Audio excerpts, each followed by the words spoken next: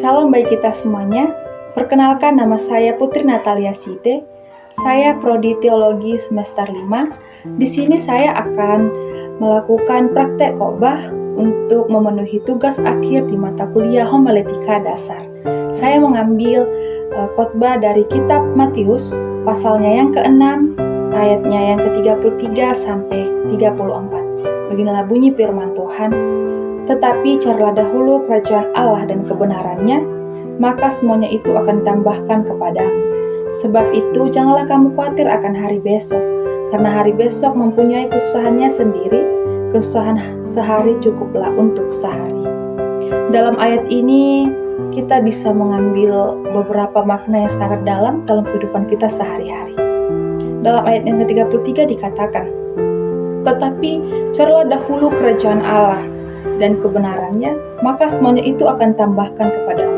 Semua yang kita lakukan di dunia ini, semua yang kita cari, semua yang kita kejar, semua yang ingin kita gapai satu persatu, semuanya itu tidak akan bisa kita lakukan dan kita gapai jika kita tidak mencari dahulu kerajaan Tuhan.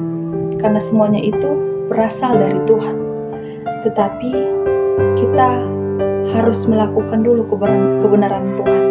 Kita harus berjalan ke arah yang benar. Kita harus melakukan segala perintah dan ajaran Tuhan, agar apa yang kiranya kita butuhkan, apa yang kiranya kita capai untuk kedepannya bisa berhasil. Karena semua keperluan kita, semua yang ada dalam hidup kita ini, semua itu atas rencana dari Tuhan. Jadi, carilah dahulu kerajaan Tuhan, supaya apapun yang kita cita-citakan, apapun yang akan kita gapai, bisa terjadi sesuai kehendak Tuhan. Ayat yang ke-34 dikatakan, sebab itu janganlah kamu khawatir akan hari besok, karena hari besok mempunyai kesusahannya sendiri. Kesusahan sehari cukuplah untuk sehari. Saat ini mungkin kita sedang melakukan banyak berbagai hal untuk mencukupi hidup kita masing-masing. Atau saat ini mungkin kita sedang merasa khawatir bagaimana hari besok dan apa yang akan terjadi besok dalam hidupku. Akankah lebih susah daripada yang sekarang? Akankah lebih kacau lagi daripada hari ini? Tidak. Tuhan punya rencana yang sangat baik dalam hidup kita. Jika kita mengandalkan Tuhan, jika kita mengikuti ajaran Tuhan, kita berjalan pada kebenaran, kita tidak akan merasa bahwa segala yang kita hadapi ini, rintangan demi rintangan kita jalan ini, semua tidak akan terasa berat, karena Tuhan berada dalam sisi kita. Kesusahan pada hari ini, Tuhan akan cukupkan. Saudara-saudara, Tuhan tahu apa yang kita perlukan. Tuhan tahu apa yang kita butuhkan. Hari demi hari yang kita lewati itu berasal dari rencana Tuhan. Seperti yang dikatakan dalam Yeremia 29 ayat 11, rancangan-rancangan ada padaku mengenai kamu bukanlah rancangan kecelakaan, tetapi rancangan damai sejahtera. Tuhan berkata seperti itu. Kenapa saudara-saudara?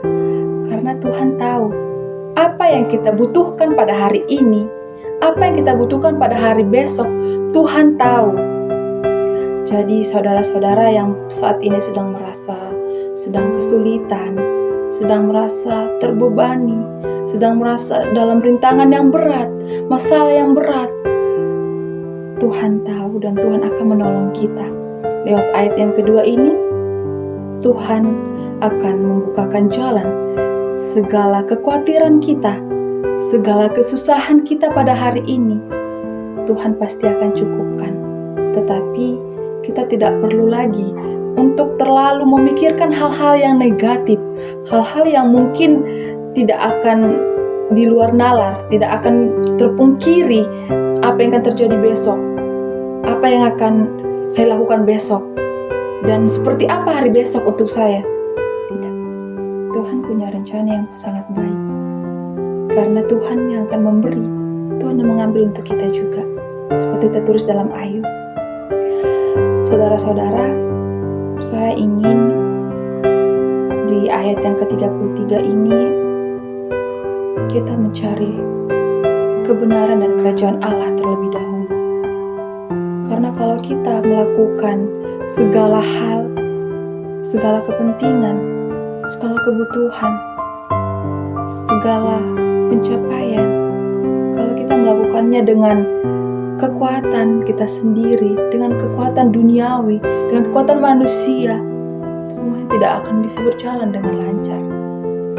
Jika kita berjalan terlalu jauh ke arah yang sangat salah, ke arah yang menyimpang dari firman Tuhan, percayalah kita tidak akan menemukan di mana titik keberhasilan dalam hal-hal yang akan kita capai itu.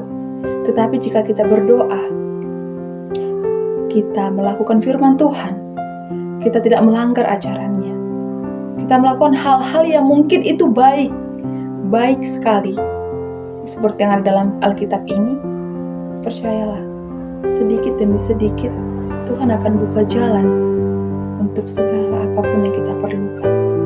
Saya tahu kita semuanya pasti memerlukan berbagai macam kebutuhan di sehari-hari kita.